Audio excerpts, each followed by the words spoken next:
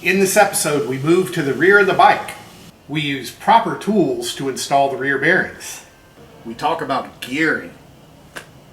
And we tell you a little bit more about ceramic bearings and how they're tested.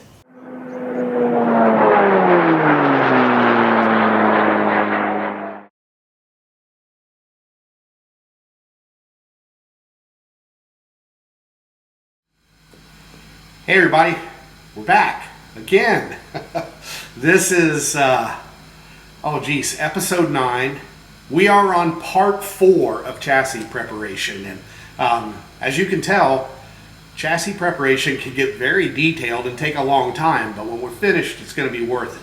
So what I'm going to do, if you watched our last episode, we concentrated heavily on ceramic bearings and rolling resistance. Well, from the back of the bike, we just moved to the rear of the bike. The front's pretty much done. We're going to do the same thing that we did. Let's see where we are, you know, as the bike sets. One rotation. Consistent. Yeah. Maybe 1 1/4, maybe 1 1/2. So the rear is in about the same shape as the front was. And we're going to do the same things, but we're also going to do a couple other things that are different. Obviously, when we talk about the rear wheel, removing it, we're going to have to deal with the brakes. We're also going to have to talk about the gearing. And gearing is one of those things. I could do an entire 45-minute video just on gearing. So what I'm going to do is just give you the basics, show you how we go down the drag strip for the first time, and hopefully show up close to where we want to be. We're going to try and make this one a little bit quicker, so I'm going to go ahead and take this off, and we'll show you the tools to do this, or that we use to do this right. No more laying on the ground and in the home garage, etc. So let's get this thing off of here. As always, we threw a little painter's tape on here. We go through a lot of painter's tape here at Brock's Performance, just to keep from scratching anything up. It's a brand new motorcycle, so we're just going to get up pulling off the rear wheel. Now, on most of the modern bikes, you have to deal with the speed sensor.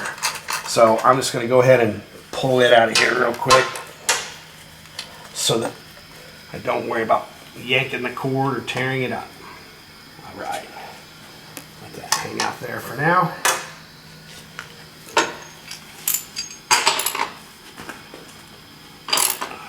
Not too terribly tight.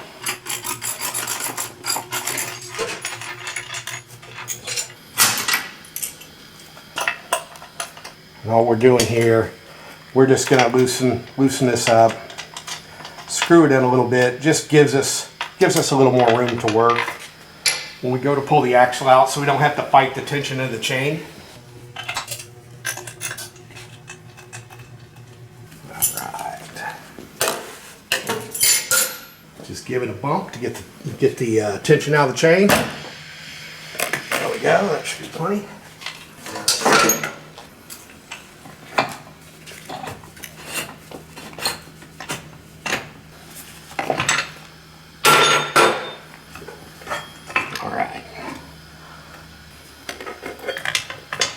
Over here, we're just going to pull the chain off, let it sort of hang out, get it out of the way there. Simple. Now, we've had this off previously when we were doing some stuff, so this spacer is marked left, so that means this one has to be the right.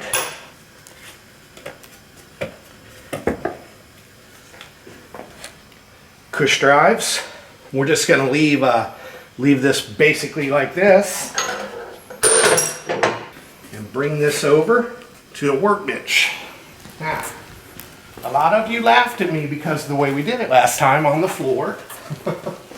Was trying to duplicate roadside or just hang out at home repair.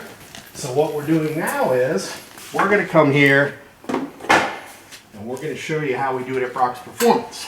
We have quite a bit of experience installing wheel bearings here at Brock's Performance. If you want to check this out, these are all bearings from Worldwide. When you order a BST wheel from Brock's, you get the choice between either a steel bearing or a ceramic bearing, and we install them here. So we know a lot about carbon fiber wheels too. So what we're going to do, I'm not going to bother you with taking out the seals and that kind of stuff. You know how we did that over the last video, but I am going to show you how we put the ceramic bearings in without running the risk of damaging the bearings whatsoever. I know you liked my rag screwdriver and wood last time, but this is actually the tool for pulling these seals. So you get in here and done. No seal there, so we don't have to worry about it. Of course, there will be one on the sprocket carrier. Okay, bearing extractor. Basically what you have here is an expanding collet. You can see this little lip, the little lip right here. We're going to take that lip, put it just at the intersection of the bearing and the tube, and tighten it up. Crank that down.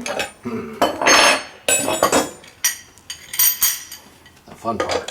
What we don't want to do is get all excited and start yanking up like this with our light above us. Don't ask me how I know that.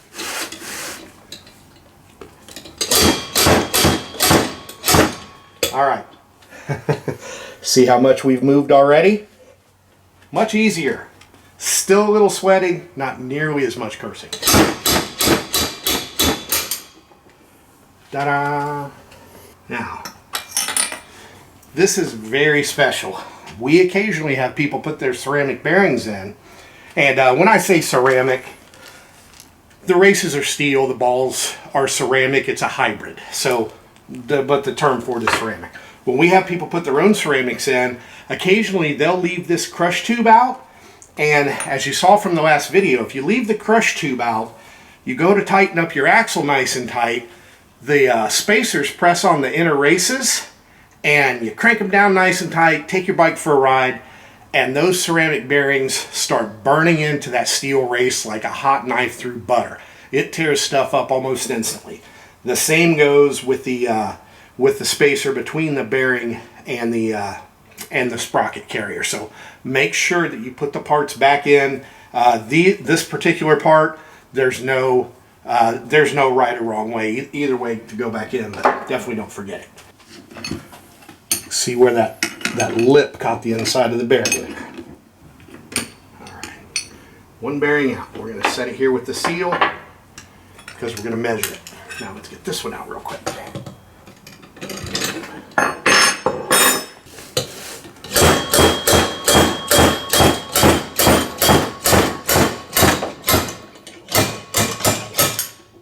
Ta-da! Easy stuff. Just going to set this aside for now. I grabbed the sprocket carrier here, and same thing. We've got a lot of seal resistance here. We're going to go ahead and pull this spacer out, set it with our other part. Now, the spacer I was telling you about, it's right here, and it can only go in one way. You can't put it in backwards and still expect the wheel to go together. But this is critical. You can leave this out. And if you leave this out, it'll leave an air gap between this bearing and the bearing in the wheel, and it'll tear this carrier bearing up in a hurry. So make sure you always put this spacer back in. Now, if you look at this, obviously we can't push the bearing out this way, but we can push it out this way. So that's what we're going to do. These can get a little bit tricky because the same thing, if I flip this over in the press and start pressing this out, the furthest I can hope for it to go is on the edge that it's resting on. So we'll show you how we deal with that. Okay, so what I'm going to do here, we've got a nice little piece of nylon that'll keep from marring up this surface. I'm going to go ahead and tap this bearing a little, get it out as far as I can.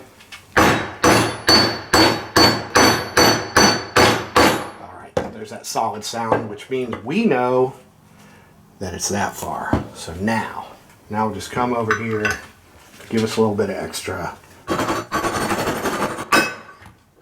Easy stuff. So there are our stock bearings.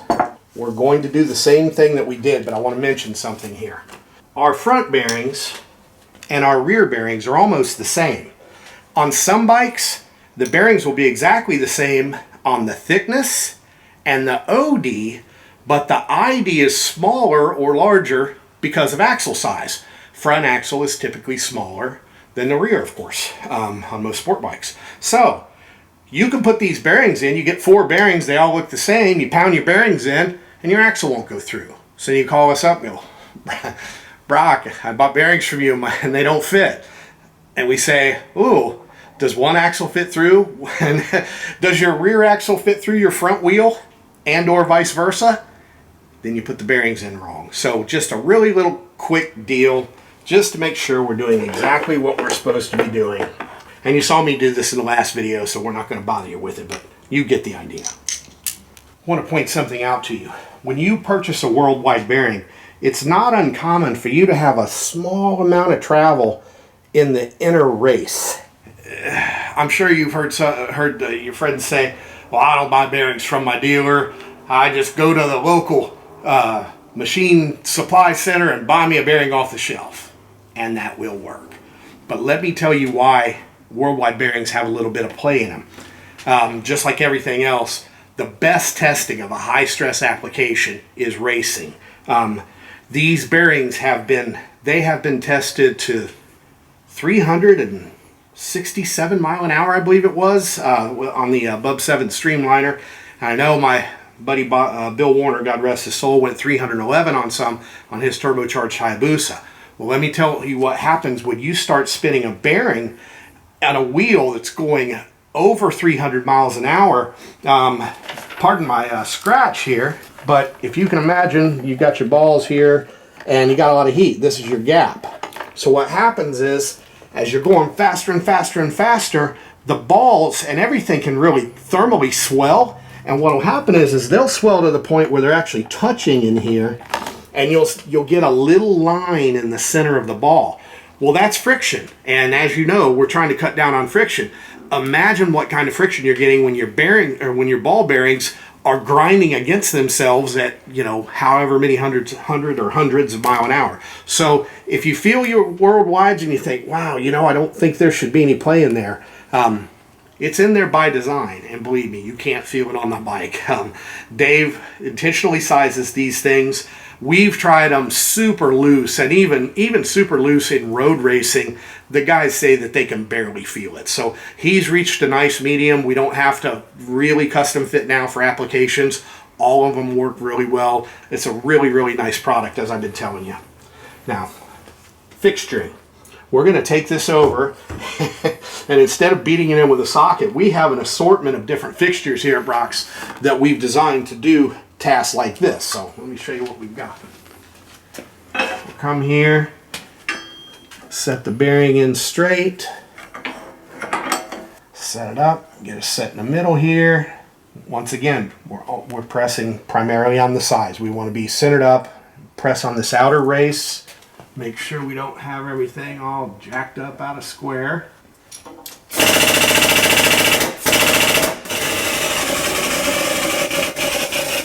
Alright, my gauge started to move. Now I'm going to come over here by hand, give it a little, back it off, turn it 90 degrees. Alright, installed. Nice and straight, bottomed out, ready to run. We're going to go ahead and put our spacer back in here so we don't forget it. Let this just sort of hang out for a second while we put the bearings in the wheels. Now, one of the things I want you to notice about the wheels, what I was talking about by sanding the outside of a bearing to hold the wheel up. If we press our first bearing in, then put the wheel down like this, the only thing touching is the bearing. So when we go pressing the second bearing in, it's not possible to force the first bearing out. This is all designed this way intentionally here at Brock's, and works really well. So I've got to reset our press here, and we'll do that in a second. Okay, we've cleaned everything up. We've cleaned up the wheel. I looked in the manual. This pocket is a little bit shallower than this one, but I double checked. Suzuki says to put the right side bearing in first. We know that's the case here from the rotor. So what I'm going to do, I'm basically going to press on this flat surface here. So I'm going to put it on top of this plate. I won't need that for now. And then we'll set that down and we'll press the first bearing in.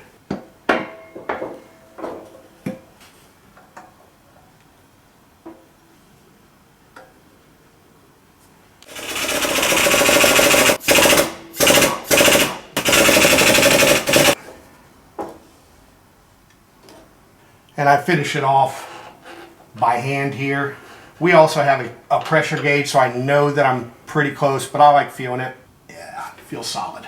And you can see, press down in there real nice and straight. So here's the cool part. Lift this up. I'm going to put this spacer back on, and if you notice, this spacer is a little bit smaller than the hole. So I'm going to put that on, and now, okay. It's very difficult to see, but you can tell the brake rotor is not on the plate. So what's happening is the whole wheel is only resting on the face of that bearing. Now, don't forget our sleeve, and the post we just had in there does a really nice job of holding it in place. Centered up real nice. Grab our bearing.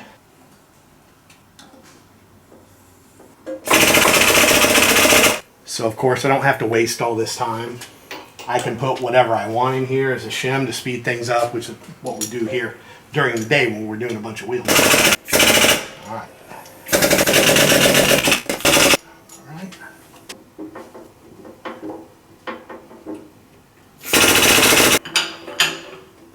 All right. Back over here. There's plenty of lube in here. Sometimes I'll WD-40 these just to make this slide back in. We want to make sure that we're not too tight on our bearing. It's a little tight right now. And believe it or not, give it a quick tap with a plastic hammer.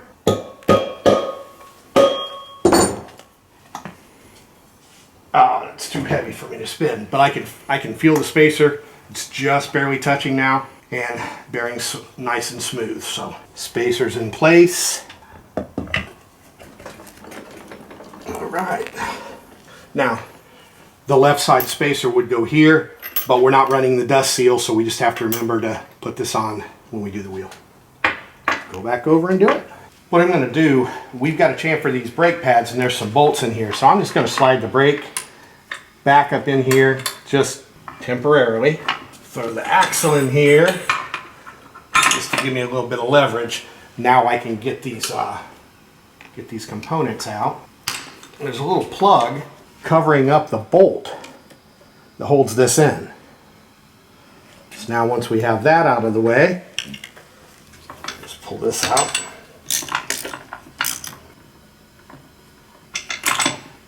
Now we're going to do what we did before. Just sort of pull these out. That's the outer. This is the inner, which I will mark here in a moment. Because I'm a rocket scientist and stuff, I went ahead and marked these outer and inner, even though it's not possible to put them in the wrong direction. So we're going to do the same thing we did. I'm going to go ahead and grab my grinder, and I'm going to just cut these back a little bit to try and reduce some of that rolling resistance.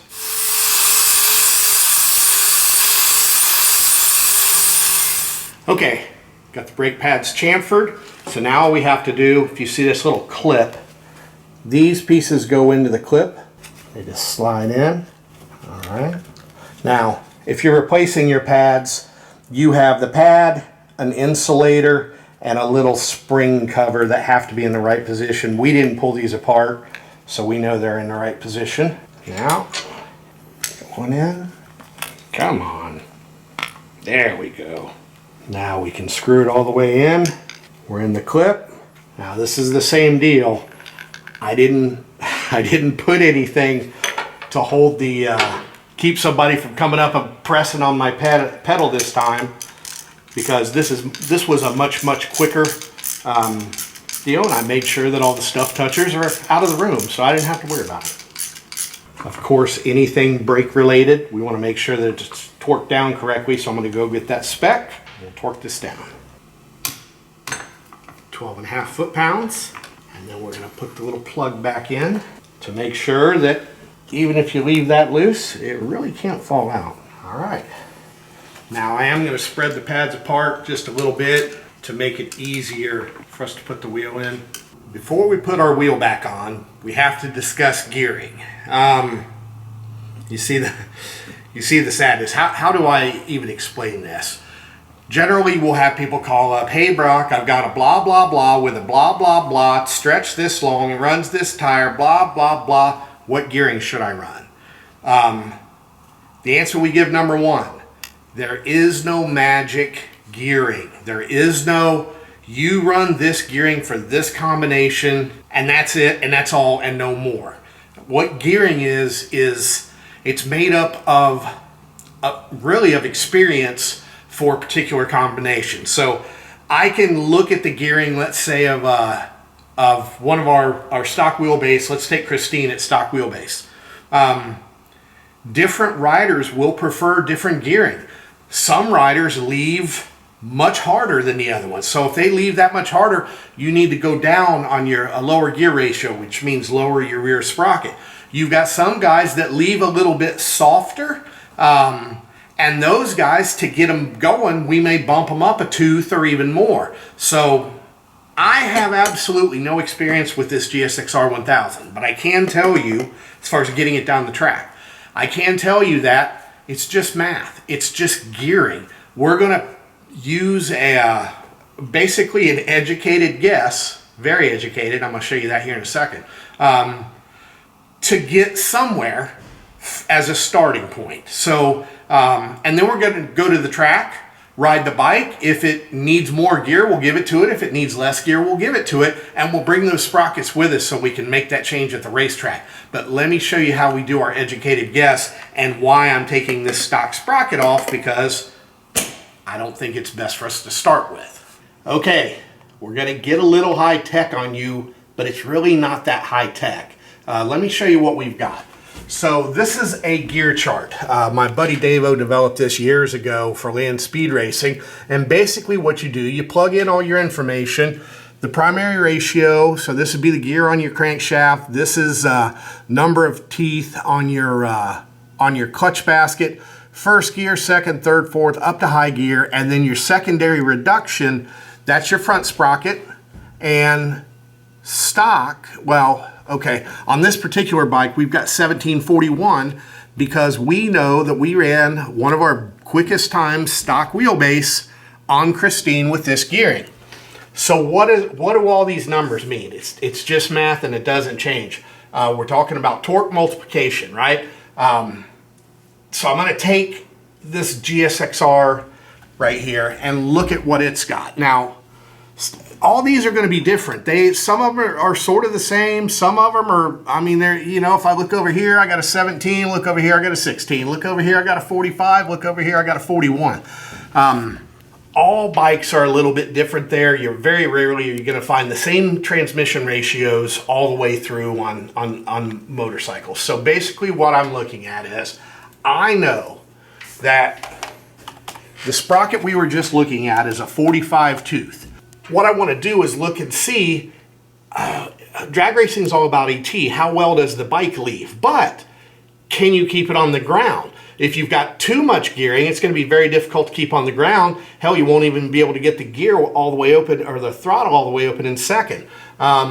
So we know on this bike that in first gear, with the gearing we ran, which is 1741, all things being equal, the measured rolling resistance, that's the circumference of the tire. We made those the same in the chart. So if I come over here and look, red line on Christine, the bike is capable of going 95 miles an hour in first gear.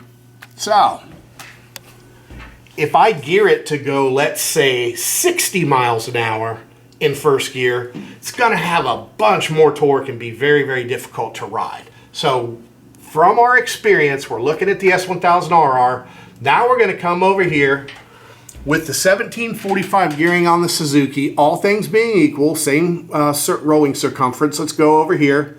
Now it does have a higher rev limiter. So at 14,000 RPM, we're looking at 95 miles an hour for the S1000RR. We're looking at 89 miles an hour for the GSX-R for Gixzilla. So what we want to do is try and get this 89 closer to 95 so that we have similar torque, overall gear ratios, and torque going to the rear tire, because they make about the same power, make about the same torque, to try to get the bike, try to get Gixzilla to leave like Christine. So my gut feeling is, if I come up here, well, let's just try it. If I put a 44 tooth on there, Go down here to 14,000. Okay, I got better. Now I'm at 92 miles an hour versus 95, but I bet if I go up here and take one more tooth off, then I come here, 94 miles an hour at 14,000 versus 95 miles an hour at 14,000. Now if I go up here and try and pull off one more tooth and go with a 42 at 14,000, not only are we faster, and since the GSX-R revs higher, we don't need to be.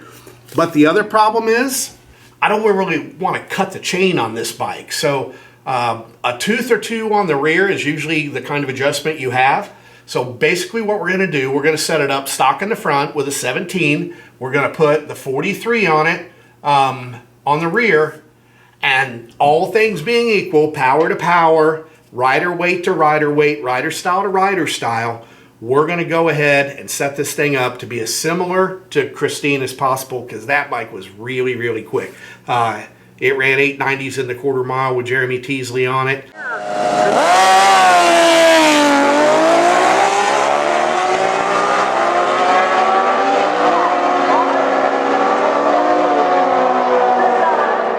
It is the real deal.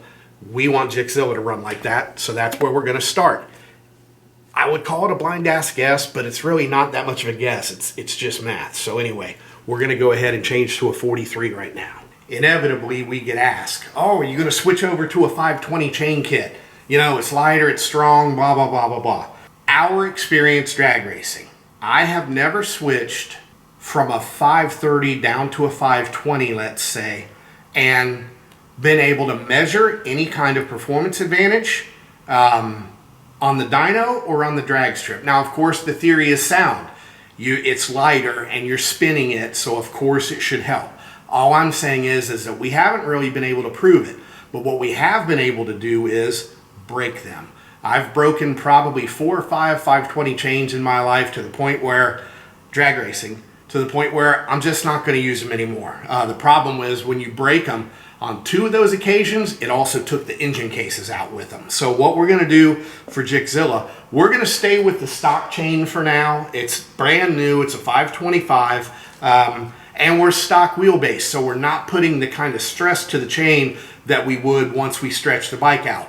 As soon as we stretch it, it's going to get a 530 chain. And of course, it'll also get different gearing, because when you stretch the bike, you can leave much harder. So for now, we're just going to keep it simple. We're going to go ahead and throw this Vortex sprocket on there. We use aluminum. I've never worn one out. I've got aluminum sprockets that are 15 years old. But I also don't ride a whole heck of a lot on the street on our bikes. So just sort of keep that in mind. If you want longevity, steel's the way to go.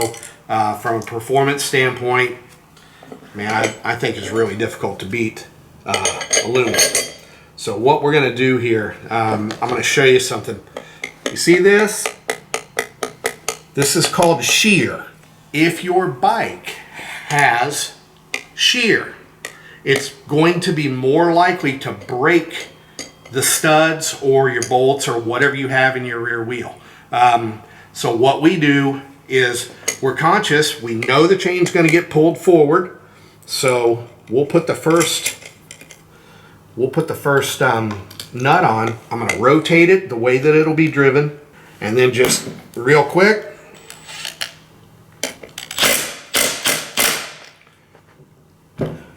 now no more shear. So when you see guys that have race bikes that have broken all the bolts, and it's because their bike is so powerful, bull.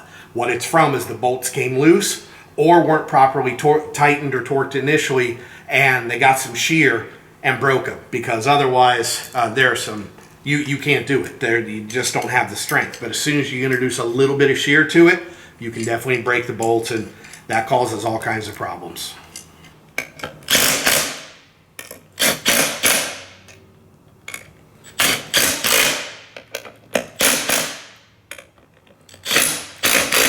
We're going to go ahead and put this on and see how much rolling resistance we have now. I'm going to get a helper to help me with this. I don't want to fight with it. I'm tired. All right. Got my trusty helper here that's going to help me with my axle, so I don't have to sweat and curse and yell. Just let it go in just enough and then sort of hold it there with your finger. Perfect. And what I'm going to do, put this on.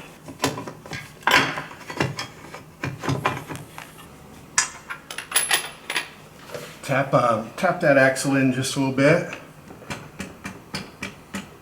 Tap it in a little more. All right, should be able to come all the way through now.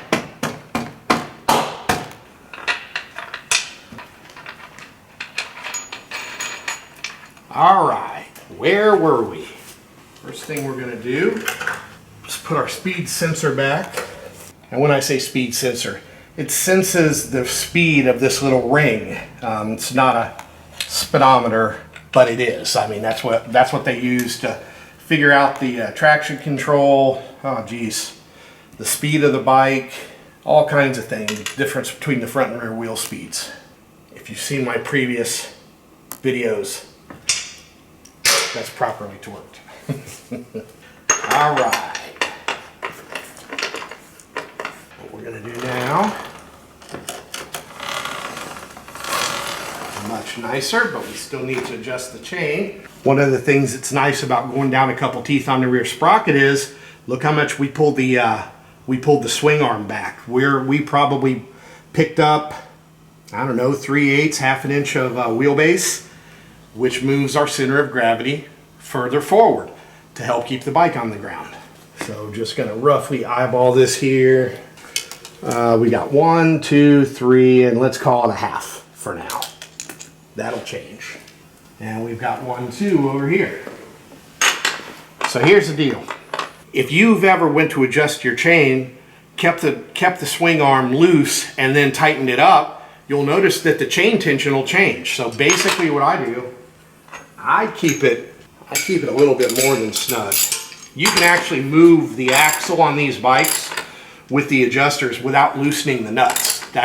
They have that kind of strength. Now we're not going to tighten it all the way down, but we're putting a pretty good snug on it. All right. Then we're going to come back over here. Just start pulling this back. And once you have the axle snug, of course, it's very difficult to go forward. And what this is doing, by having the axle tight, you're pressing up against this. If the axle wasn't tight and you tried to loosen these up, there's more shear force and more likely that your axle is going to get cocked as you go down the track. All right, that's getting pretty close. And we are at 1, 2, and I could just barely see 3. And this one's at 1, 2, and I can just barely see 3. What I might want to do, actually I may have pulled this back a little too much. I'm going to do this. Loosen it up. Give it a little hit. All right.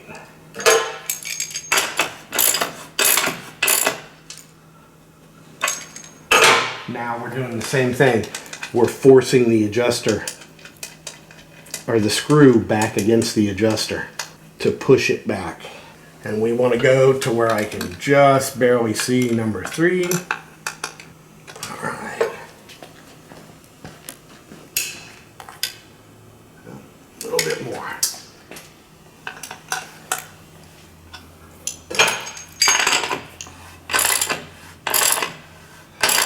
Now we're going to be doing our final tightening. All right, that's pretty good right there. What I'm looking for the to make sure the chain is running down the center of the sprocket, and also to make sure that, well, when not only running down the center, but not pressing up against the inside of the chain, not making any funny sounds. So that's good. We're happy there. A little tension up against that.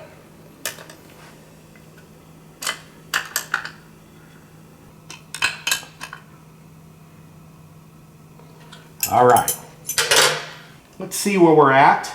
I can tell you, I can feel quite a bit of tension in this chain, and we didn't do anything to take that out. We can, but we haven't done it yet. Let's just see what we've done with the chamfer and the bearings. A little over 2. It's better. This chain is what's really slowing us down. It's a brand new chain with very few miles on it. So I don't know that we're gonna, if you've seen our episode on removing the O-rings, Gonna be a good batch. I don't know that we're gonna do that with this stock chain. And if you can look in here, I'll sort of show you why. It is so narrow in here that it's almost impossible to get these O-rings out. So I'm gonna have to make a decision here. I hate going to the track without our, without giving it our all. I may go ahead and swap to either a non-O-ring chain or an O-ring chain with the O-rings removed, or depends on the time. We really want to get to the track with this bike so we can start learning about how things are supposed to be set up. We may just leave it initially knowing that we'll change it a little bit later. But no matter what, the stuff that we did not slow us down. We will be going faster, even if it's just a little bit. So keep adding up the fast. This guy's full of it. Chains don't have that much drag.